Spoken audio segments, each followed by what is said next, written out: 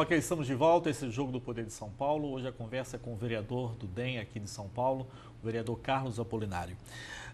Vereador, o DEM não está já há algum tempo em seus melhores momentos. Uma série de crises, é a falta de poder, ou se perdeu no caminho da oposição ao governo Lula, por exemplo? Na realidade, o DEM, ele já se perdeu faz tempo. É meu partido e eu estou fazendo aqui uma crítica e espero que seja construtiva. Pois não. Um partido nacional, como os democratas, que tem horário de televisão em todos os estados, tem a nível nacional, deveria lançar candidatos a presidente da República, governador, prefeitos, porque só assim você faz um partido crescer. O PT cresceu lançando o candidato a tudo. O Democratas no governo Fernando Henrique ofereceu ao Fernando Henrique o vice, que foi o Marco Maciel. Aqui em São Paulo, na prefeitura, colocou, naquela época, o Kassab era do DEM e o Kassab foi o vice do Serra. No governo do estado, Geraldo, Cláudio Lembo, vice. Porque é mais conveniente também, né? Do Geraldo. Se perder, Serra, a culpa é do outro. Não. Serra, candidato a presidente. O Índio é candidato a vice. Então, nós somos candidato a vice. É um partido de segunda classe? Não digo que é de segunda classe. De vice. O partido é de primeira, mas se comporta como se fosse de segunda. O partido é de primeira classe, mas se comporta como se fosse de segunda. Você vê, por exemplo, vai ter eleição para prefeito o ano que vem. O DEM deveria estar dizendo o seguinte: no primeiro turno, nós vamos lançar candidato próprio. Escolhe um nome no partido, lança candidato a prefeito. Se nós não conseguirmos ir para o segundo turno para disputar a eleição, aí o partido senta e diz: olha, nós vamos apoiar ou o PSDB, ou o PT, ou o PMDB. Tem 2 candidatos no segundo turno, ou vamos até ficar neutros. Nós não vamos apoiar nenhum candidato e nem outro. Só que o DEM aceita sempre ser vice ou até não ser nada. Não ser nada. Por exemplo, quando o Serra foi candidato, o DEM apoiou o Serra, quando ele foi governador, e colocou o Goldman de vice. Quer dizer, nem a vice nos deram. O ano que vem, provavelmente, o DEM apoie... Essa decisão de quem é? Hoje, quem manda nos partidos, é a executiva nacional. Mas não é só no DEM. Em todos os partidos, quem manda é a executiva nacional e os chamados caciques do partido. Então, moral da história é que nem a vice do Serra nos deram. O ano que vem tem eleição, pode escrever. O DEM vai apoiar o PSDB, o candidato do PSDB a prefeito, e talvez os democratas tenham a vice. Quer dizer, eu acho isso um tremendo erro. O senhor está frustrado no partido? Não é o partido. Infelizmente, isso acontece em todos os partidos. Não adianta você falar assim: aqui é ruim, eu vou para cá. Todos os partidos, você vê aí, por exemplo, você pega hoje o PT, a Marta está querendo ser candidata, mas o Lula quer que o Haddad seja candidato. Então a Marta está brava, mas o Lula quer o Haddad, pode escrever, o Haddad vai ser candidato, porque já começa todo mundo, mas o Lula quer, como aconteceu com a Dilma. Então, os partidos no Brasil, eles são dirigidos pela cúpula partidária e os demais ficam como assistente. Eu sou um assistente. Muito bem. No próximo ano, o senhor falou que o senhor não vai para a reeleição. Não vou para a reeleição. Aí o que o senhor vai fazer? Não, eu sou empresário na área de comunicação, eu sou advogado, não parei de ter a minha vida particular e vou voltar para a minha vida particular. Eu acredito que eu já cumpri o meu papel. Né? Eu já te disse que fui presidente da Assembleia. Quando lá estive, eu cortei compras de carros oficiais, tentei acabar com os carros oficiais, abri mão de aposentadoria, também nunca mais voltou, né? Verba de representação. Não era nem bom eu voltar, porque eu era considerado persona não grata. Quer dizer, me elegi presidente com o voto dos colegas e depois fiz um trabalho que não agradou os colegas. Mas eu dizia, para levantar a moral de todos nós precisamos fazer a coisa do jeito certo. Nós temos que votar projeto e diminuir a chamada mordomia. Porque mudou. Há 30 anos atrás, se você chegasse com um carro oficial numa cidade, colocavam a banda para receber você com o carro oficial. Agora colocam um caminhão de pedras para receber o deputado que lá chega com o carro oficial. Então nós temos que mudar o nosso comportamento, porque o mundo mudou. O mundo mudou. Agora, como vai ter as eleições aqui para a prefeitura, o senhor vai para o campo pedir voto para o candidato que o seu partido apoie, ou o senhor também vai ficar neutro? Não, na verdade, ninguém é neutro, porque quando chega na eleição, cada pessoa tem a simpatia por um candidato, uns trabalham pelo candidato ou não. Como eu tenho 30 anos de política, né, depois de ser estadual, federal, municipal, né, ter cargo em todos esses poderes, claro que você acaba se envolvendo um pouco, apoiando aquelas pessoas que você acredita que, sendo eleitas, poderão trazer alguma novidade, alguma coisa boa para a cidade. Você tem duas formas de agir na vida. Ou você faz história ou assiste. Aí você vai acabar apoiando o candidato do PSDB, né? Não, eu não tenho nada contra o candidato do PSDB. Eu só acho, não, eu entendo. O senhor gostaria que o seu partido tivesse um. No primeiro turno. No segundo turno, pode até apoiar o candidato do PSDB, mas que tenha um candidato no primeiro turno. Mas, infelizmente, eu acredito que o DEM não vai ter candidato. Muito bem, nós estamos nos aproximando de outro intervalo comercial e depois nós vamos para o último bloco. Mas antes, porém, eu queria dar início a alguns dos seus projetos. Sem falar do orgulho hétero, e sem falar da lei do silêncio, que o senhor teve essa participação aí, que outro projeto o senhor diria assim, olha, fiquei muito orgulhoso de ter participado, de ter criado?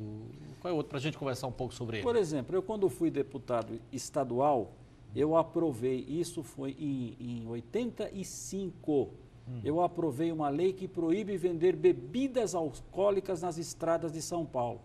E agora a lei pelo Lula virou nacional, mas eu fui o primeiro a aprovar uma lei. São Paulo, desde 85, era proibido vender bebidas alcoólicas aqui em São Paulo. Porque eu fiz uma pesquisa, 60% dos acidentes com vítimas fatais é de pessoas alcoolizadas, não são bêbados. São pessoas que bebem 2 latinhas de cerveja e saem dirigindo, ele pensa que tem 3 metros, só tem 1,5 aí que acontece o acidente. O álcool é uma miséria. 42% dos casais que se separam é proveniente de maridos que bebem. Filhos abandonados também, 38% de crianças abandonadas são filhos de pais alcoólatras. Então, o álcool, ele é uma miséria. Mas o senhor acha que o grande problema do Brasil, eu sei que é meio clichê, todo mundo fala isso, mas, enfim, vou repetir. Não é a quantidade de leis, né? Porque nós temos leis maravilhosas. É mais a aplicação e a fiscalização, né? Fiscalização e aplicação da lei. Mas que essa questão do álcool é importante e é. Sim, sem dúvida. Tanto é que o governador agora, ele está proibindo a venda de bebida para menores. Né? Quer dizer, quem vender bebida para menores pode até ter o estabelecimento dele fechado, parar com funcionamento. Eu acho isso tão ridículo, tão hipócrita, nós falarmos sobre esse assunto. É importante que as crianças, que os menores de 18 anos não bebam, mas isso é uma lei que já existe há muito tempo. Eu sei, mas veja bem o seguinte, alguém tem que fazer alguma coisa em algum momento.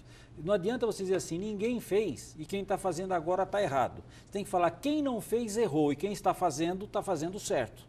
Então o governador, mesmo que ele salve uma criança, uma só, para mim uma criança vale muito. Eu acho que de menos de 18 anos, às 11 horas da noite, tinha que estar em casa.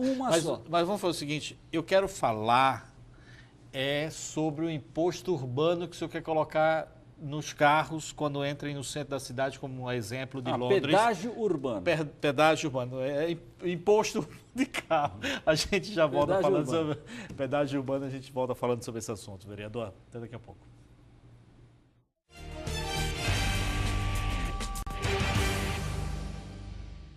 Esse é o Jogo do Poder de São Paulo para todo o Brasil, exceto o Rio e Curitiba. Muito obrigado pela sua audiência. Não esqueça de anotar aí nosso e-mail, que é jogodopodersp@cnt.com.br. Você pode mandar aí sua sugestão para outras pautas, para as outras entrevistas, mandar suas críticas e também os seus elogios. Não mande nada sobre o programa de hoje em termos de perguntas, porque esse programa está sendo pré-gravado. A conversa de hoje é com o vereador do DEM aqui de São Paulo, o vereador Carlos Apolinário. Vereador, como é que funciona o projeto para pagar pedágio para entrar no centro da cidade? E que centro seria isso? Porque tem esse tal desse bendito, esse centro expandido, né? Seria esse igual a questão, como também tem a questão das placas, dos rodízios, ou seria um outro centro, seria o centro mais próximo do centro? Não, é exatamente o centro onde hoje se tem um rodízio. Para mim apresentar esse projeto, eu estudei. Então, por exemplo, em Londres, quando eles implantaram lá o pedágio urbano, eles implantaram nas seguintes condições. Implanta 6 meses depois faz um plebiscito. Se a população rejeitar, tira o pedágio urbano. Fizeram o plebiscito e a população diz, continua o pedágio urbano. Mas não é uma área muito grande? Já implantaram também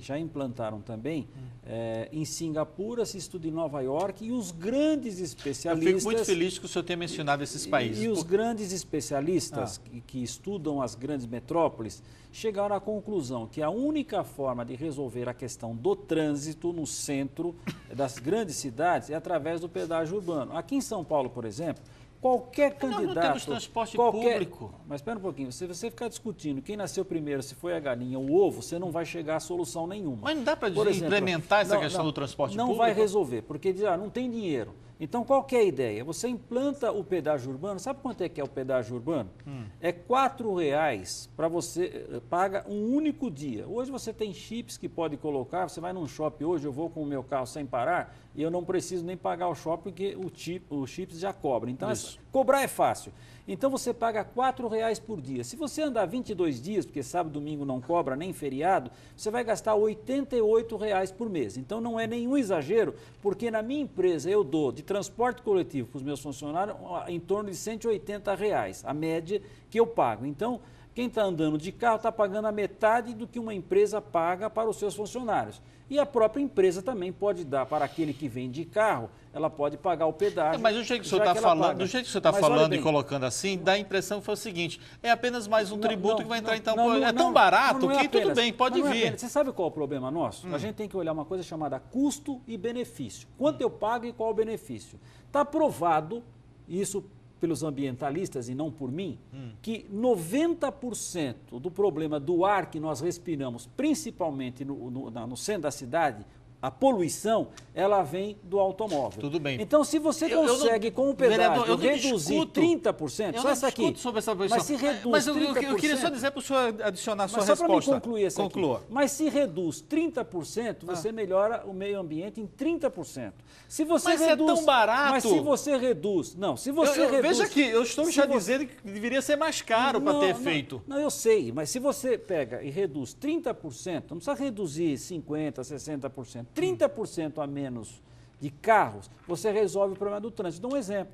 O mês de janeiro, que tem férias, que mais ou menos 30% sai da cidade, o trânsito fica bom. Mês de julho, o trânsito com as férias escolares também melhora o trânsito. Então, para melhorar o trânsito, só tem um meio: você diminuir a quantidade de veículos que circulam em São Paulo. Eu fiz a conta. Se você tiver 30% a 40% de pessoas pagando o pedágio, você vai ter uma entrada para os cofres públicos de em torno de 2 bilhões a 2 bilhões e meio, se for 30% ou 40%. E que esse dinheiro seja destinado à melhoria do transporte público. Eu espero que não seja feito o imposto CPMF que era para a saúde e aí utilizar para tudo no mundo, menos para a saúde. Eu não posso imaginar que todo mundo é ladrão e que todo mundo administra mal. Eu tenho que fazer o meu papel como vereador.